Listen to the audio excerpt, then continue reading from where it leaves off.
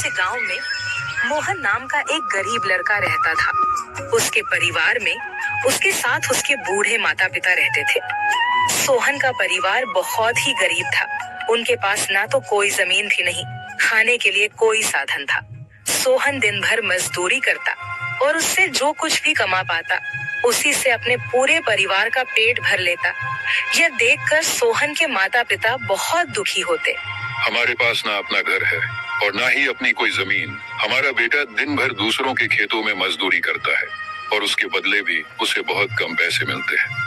हम दोनों अपने बेटे पर बोझ बन रहे हैं। परेशान मत हो रीमा, हमारा बेटा बहुत मेहनती है। भगवान सब देख रहा है। सोहन ने कभी किसी के साथ गलत नहीं किया। वह ईमानदारी से मेहनत करता है। उसने बचपन से बहुत परेशानियां देखी हैं, पर उसने कभी हार नहीं मानी। एक दिन हमारा बेटा भी बहुत धन कमाएगा और उसकी सारी परेशानियां दूर हो जाएंगी। सोहन हमेशा सोचता था कि आज भले ही उसकी किस्मत उसका साथ ना दे रही हो, पर उसे यकीन था कि अगर वह मेहनत करता रहेगा तो एक दिन उसका भाग्य भी बदलेगा और उसकी सारी परेशानियां खत्म हो जाएंगी। एक दिन सोहन लालाराम जमींदार के खेत पर काम कर रहा था। लालाराम पास के एक पेड़ के नीचे बैठा था। सोहन अपने काम में लगा हुआ था।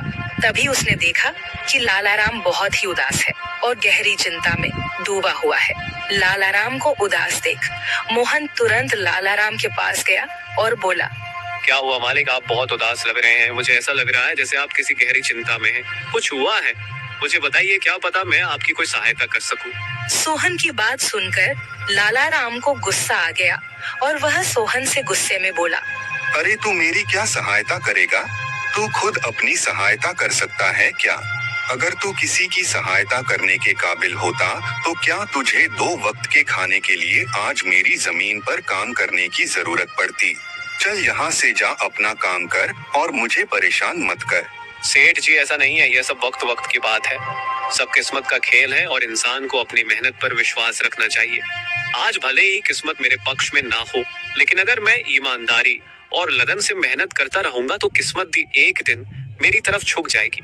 मेहनत और धैर्य से तकदीर के दरवाजे खुलने में देर हो सकती है, लेकिन मेहनत कभी बेकार नहीं जाती। मोहन की बात सुनकर लालाराम बहुत प्रसन्न हुआ। अरे सोहन, तेरे विचार तो बहुत अच्छे हैं। तेरी बातें सुनकर मन को एक सुकून सा मिला है। इतनी परेशानियों में भी तू अपनी जिंदगी खुश होकर काट रहा है। सेठ जी, यह सब मेरे पिता की सीख है। जब भी मैं किसी चीज के लिए अपने पिता से जिद करता था तो मेरे पिता हमेशा मुझे यही समझाते थे, बेटा सोहन, हमारे पास इतना धन नहीं है कि मैं तेरी हर इच्छा पूरी कर सकूं, लेकिन एक बात हमेशा याद रखना, जिंदगी भी मौसम की तरह होती है।